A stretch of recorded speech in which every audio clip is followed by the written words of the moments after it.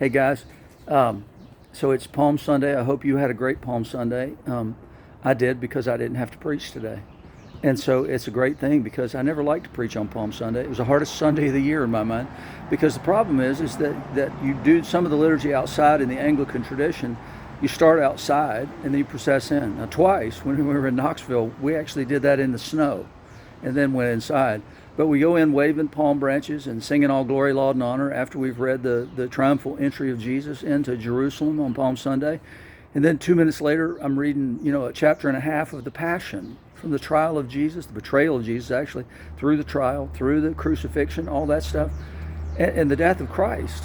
And it's like, what am I supposed to preach today? It's still Palm Sunday. Why are we jumping? I just never liked it as a preacher. As a congregant, I'm perfectly fine. But here, there's some things I want to mention specifically from the gospel. And today, it was from Luke's gospel, the 9th chapter, the 28th through the 42nd verses. The first thing I want to reflect on is when they come into Bethpage and Bethany. So they're still outside the city of Jerusalem, out near the Mount of Olives. And as they come up, Jesus tells the disciples, hey, go into the towns here and find a donkey. And that donkey's going to be tied up. Nobody's ever ridden on it before. And take it. And if anybody asks you what you're doing, just say the master has need of it. So they do. And that's exactly what happens. The owners say, hey, what are you doing? They said, well, the master has need of it. And the owners say, okay. So the question is that your attitude? We get master right here at the beginning. So the master has need of it. And so he has purchased us. Everything I have comes from him. Everything I am comes from him. So am I available to him? Whatever I have, whatever I am, is that available to him? Is that my attitude? Okay, he can have it. If he needs it, he can have it. That's an important thing. And that's the master part of it. So, but you got to believe that these people, the owners of the donkey, are probably watching Jesus coming into town, riding on the donkey, the people strowing, palm branches and their cloaks and everything on the road. And they're probably thinking, oh, this is just awesome. We'll be able to tell forever that the king, the Messianic king, rode our donkey into town. Not so much, right? Because a few days later, he's being crucified. And there's no time to reflect. And we live in that world, right? We live in a world of the 24-hour news cycle, and we don't have time to reflect on anything unless we take the time to do so.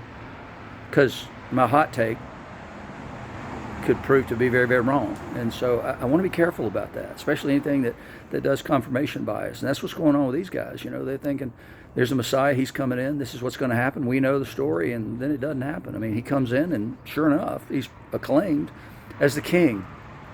So we've gone from master to king. And when they acclaim him as the king, in Luke's gospel, they say something really strange. And that is peace in the highest. In the heavens. Peace in the heavens and glory in the highest.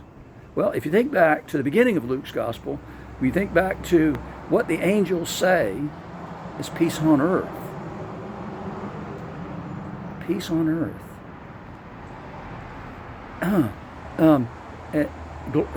Glory to God in the highest and peace to men of good will. So now we're proclaiming peace in the highest, in the heavens.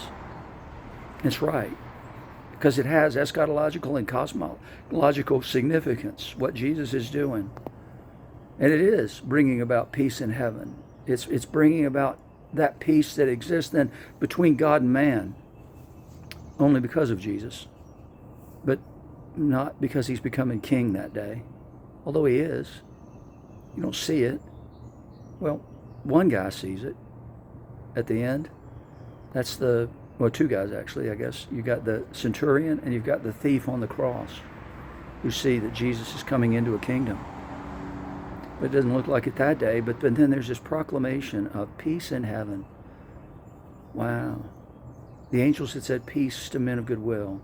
And so now what we see is the reverse of that. Earth is responding to heaven. Thankfulness that God has sent his Messianic king. It's a beautiful moment.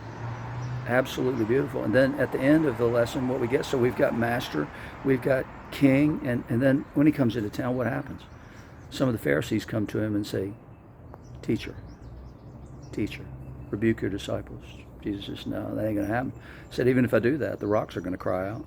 You can't stop creation acclaiming its king.